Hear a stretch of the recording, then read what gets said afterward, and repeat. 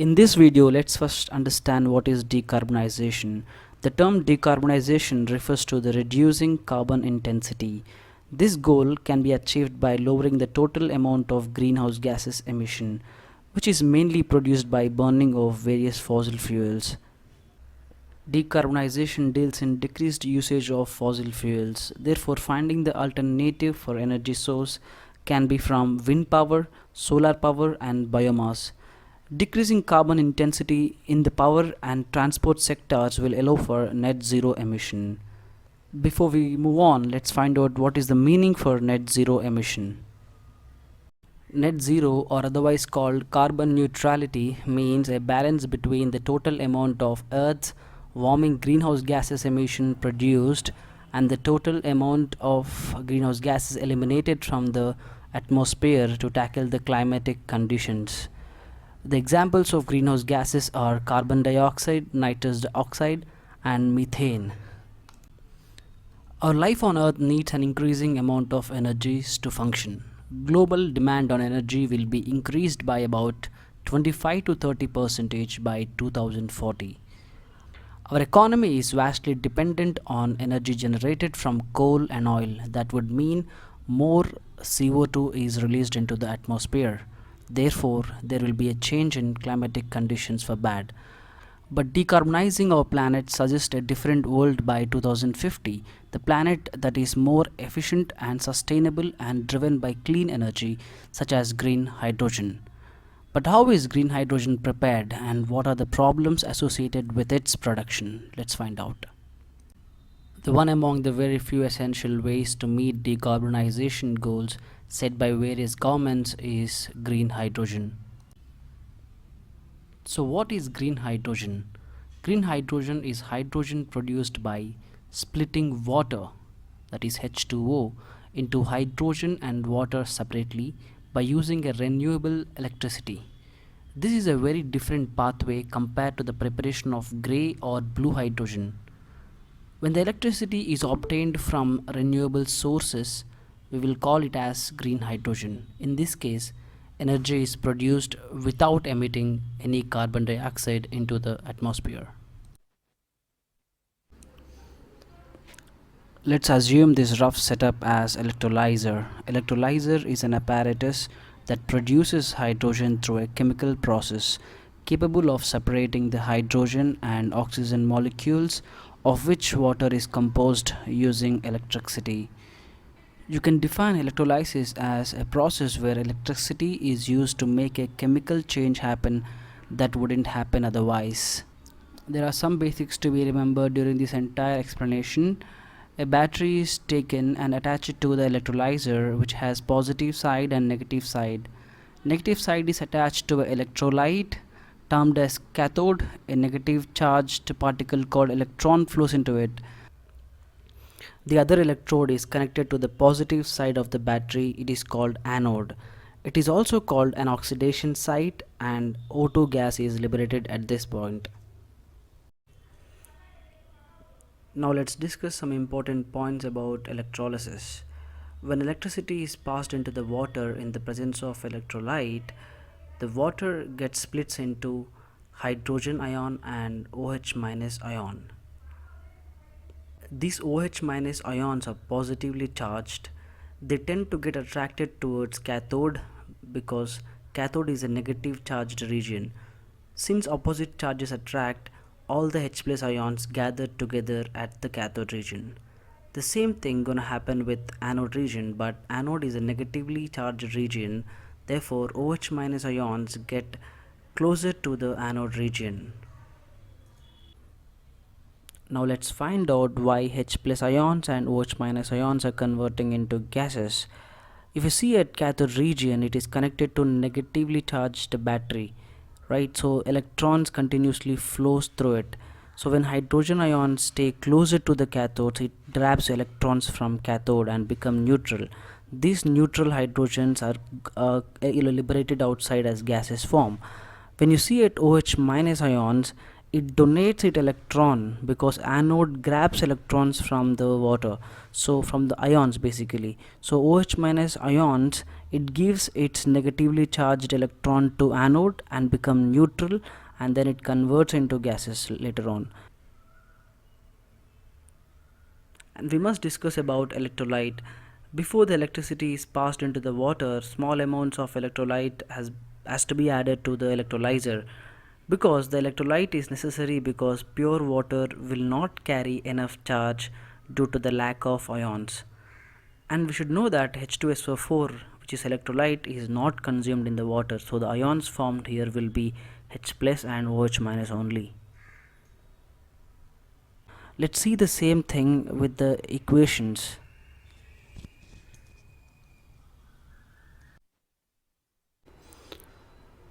The final equation for electrolysis of water is 2 moles of H2O is converted into 2H2 plus O2 in the presence of electricity. Here the product H2 is gaseous state and O2 is also gaseous state. The common oxidation numbers for hydrogen is +1 in case of nonmetals and -1 in case of metals. Whereas in case of oxygen, it is -2 usually, otherwise it is -1 in the case of peroxides. On the left hand side of the screen, I have written down the change in oxidation number for hydrogen. It has changed from +1 to 0. That means the value has come down. If the oxidation number comes down, then it is a reduction reaction. That's because there is a gain in electron.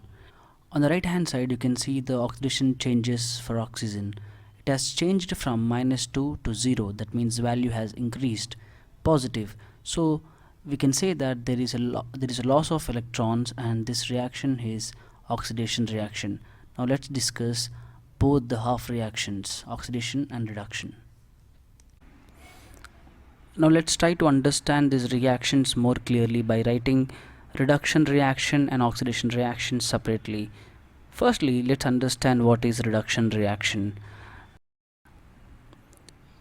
We have 2H2O gives rise to H2 plus 2OH minus. Now let's see how that happens.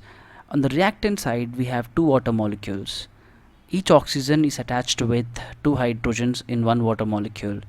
So this reduction reaction happens at cathode. That means it supplies electrons to the water. When water molecule supplies electron, that means one of the hydrogen present in the water molecule accepts that electron and comes outside by losing its oxidation number. That means one hydrogen plus 1 is converted into 0. So when we have two water molecules, two hydrogen comes outside as a neutral hydrogen, making a new bond between hydrogen and hydrogen to form H2. So on the reactant side, we can see H2 formation. And the leftover is OH molecules. Each of the OH molecule has negative charge because there is a loss of hydrogen. Now let's see the final reduction reaction. Since two electrons were added to the cathode, the final reaction will be 2H2O plus 2E gives rise to H2 plus 2OH minus. Now let's see what happens in oxidation. Oxidation reaction.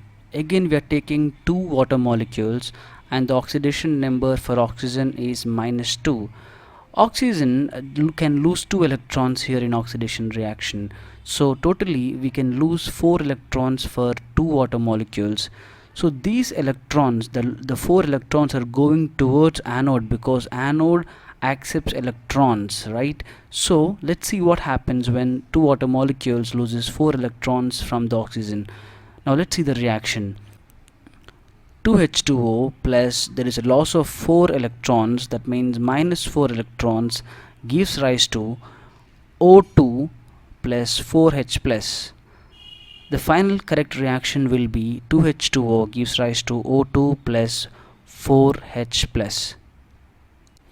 Here clearly oxygen loses its oxidation number -2 and comes out as a neutral atom and combining with other oxygen atom to form O2.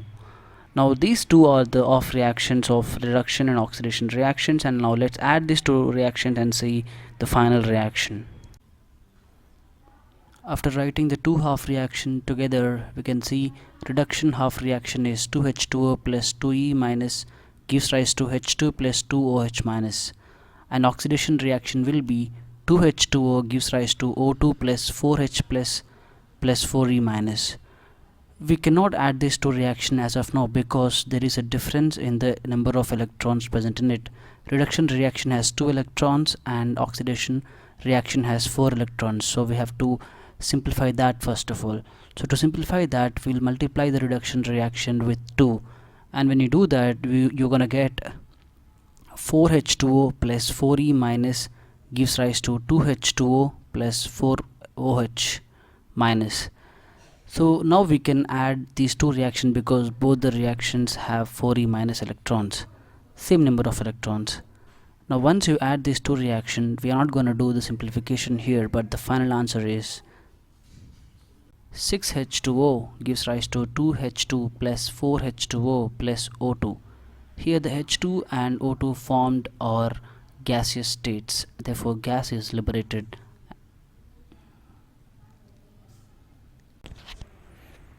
Many companies are now focused on using renewable electric power to produce green hydrogen through electrolysis. Low-cost renewable electricity will be the most important factor in driving green hydrogen.